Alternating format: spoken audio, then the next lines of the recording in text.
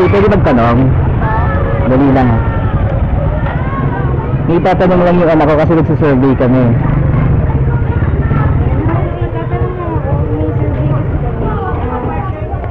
Ano yung naaalala niyo pag nakakakita ko ng bata? Ano? Para sa kahoy. Pwede. Ano pa? Ano pa? Pwede kaya sabitan ng kwalya? Pwede.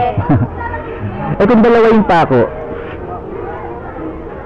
anong maiisip nyo? Anong simbolo niya? Ah, ito na lang. Sige, ikaw, kuya. Pakita mo. Paano kung dalawang malaking pako? May ikaw naman ba?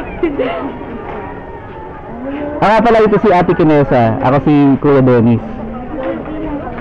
Anong naaalala niyo pag nakakakita? Speaker! Pag dalawang bako. Ano ba? Kayo. Ano? Hindi ko to alam. Ito na lang. Itong malaki. Itong malaking bako. Or ano kaya? Ah, si Ate Kay, i-share mo sa kanya kung ano yung symbol ng pako na yun. Anong nagbabasa? Forgiven. Ang inaalala na. Forgiven? Oo. Inaalala na kayo? Ayan. Kasi, hindi na naalala yung napako. Oo, sinabi niya nga, narinig ko sa isip niya.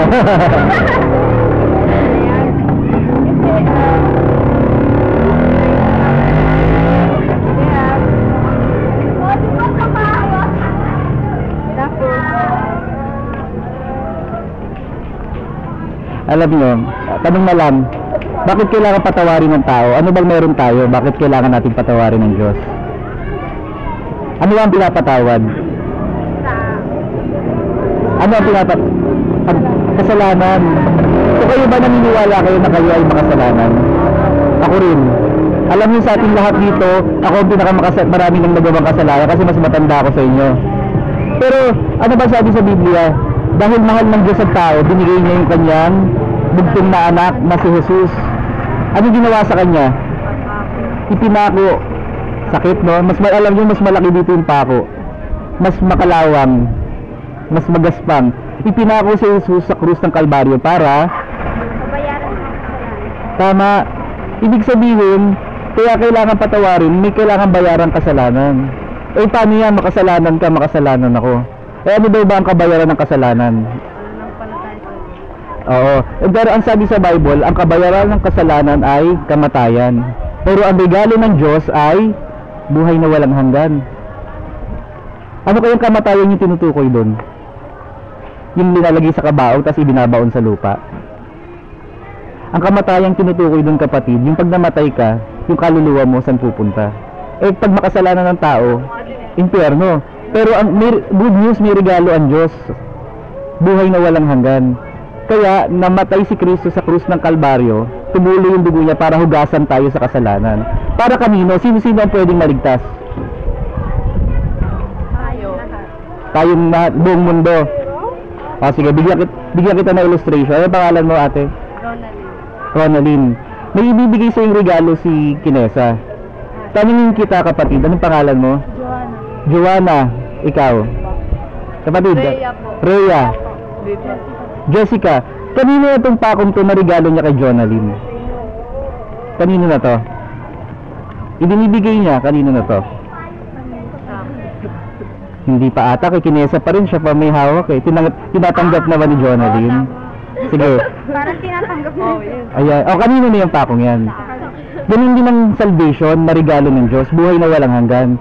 Kailangan tanggapin ng tao. So, ang akala ng tao, lahat para sa kanila yung pagkamatay ni Kristo. Pero sa totoo lang yan, sabi, it is a gift from God yung kaligtasan.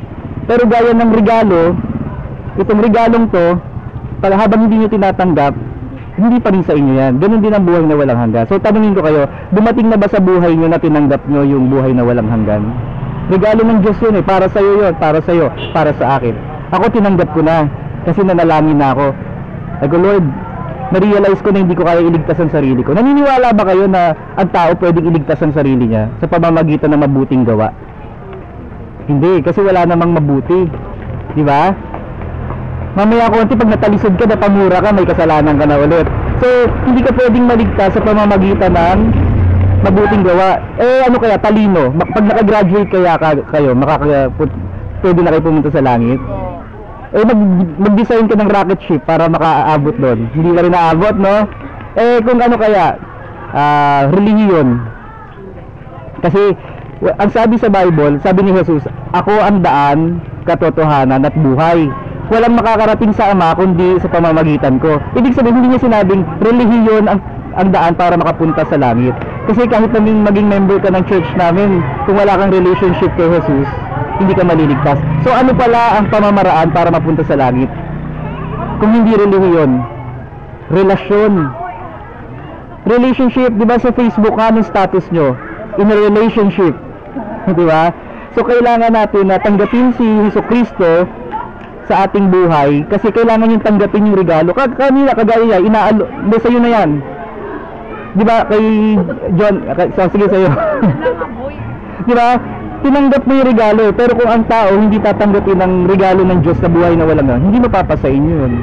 So papayag ba kayo na mananalangin tayo ngayon? Tanggapin natin si Jesus para tanggapin natin yung regalo na buhay na walang hanggan. Huwag kayong mahiya kasi si Jesus nung pinako sa krus, wala siyang t-shirt.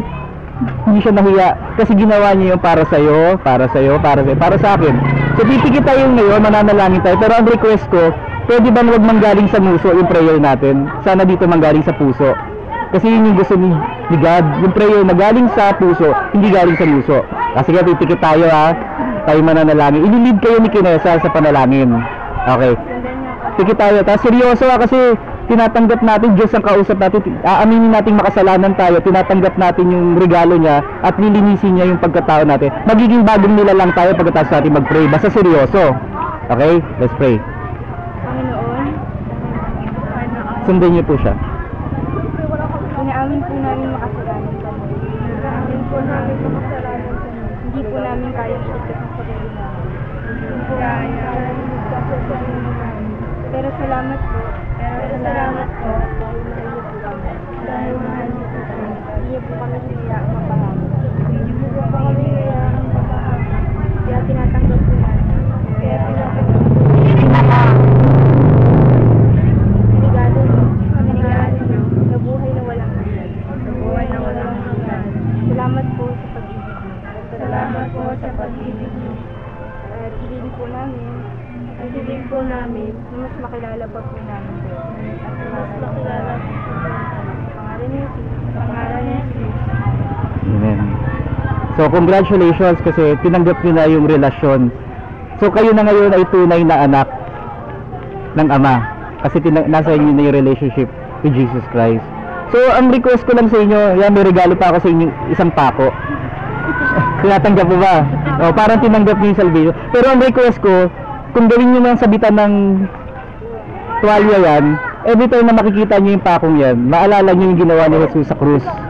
Pero baka naman pwedeng ipakita niyo yan sa mga kaibigan niyo ngayon. Tapos, i-share niyo rin sa kanya yung magandang balita na, ay kapatid, may bago ako natutunan ngayon. Maliligtas pala tayo sa pamamagitan nito. Sabi nila, paano nakakaligtas yung pako? Ikuwento niyo na ngayon yung ginawa ni Jesus sa krus ng Kalbaryo. Kasi hindi pwedeng tayo lang ang maligtas. Ang buong mundo kailangan malaman nila na kailangan nilang tanggapin ang regalo. Kasi alam niyo ba si Satan, alam niya rin naman na na si Jesus ang tagapagligtas. Pero bakit hindi siya naliligtas? Kasi kailangan sumampalataya. Mas malalim yung sumampalataya sa naniniwala lang. So ngayon nag-pray na tayo at meron kayong pananampalataya na kayo ililigtas ng Diyos, hinugasan niya na yung mga kasalanan natin. Kahit gano'n pa karumal-dumal yan, nakapatay ka na ba? Kahit nakapatay ka na, pero humingi ka ng tawad kay Jesus at tinanggap mo siya sa iyong buhay, pwede ka nang mapunta sa langit. Di ba yung may katabi siyang magnanakaw sa kanan niya, napunta sa langit magnanakaw yun. Anong ginawa ng magnanakaw? Ba't siya naligtas? Naniwala lang siya, sumampalataya lang siya na si Jesus ang sugo ng Diyos. Pero yung isa sa kabila, hindi naniwala So ibig sabihin, hindi effort, hindi natin tinatrabaho ang kaligtasan. Ang solusyon lang is sumampalataya kay Jesus. Ngayon dahil kayo nanalangin, galing sa puso, kayo ay sumasampalataya, kayo na ay tunay na anak ng Diyos. So papabayaan niyo ba yung mga mahal natin sa buhay na dadayain sila ng kaaway na hindi sila ligtas? So i-share natin yung ano, yung magandang balita. Okay ba 'yon? Sige, God bless you mga kapatid. Sige, bye-bye.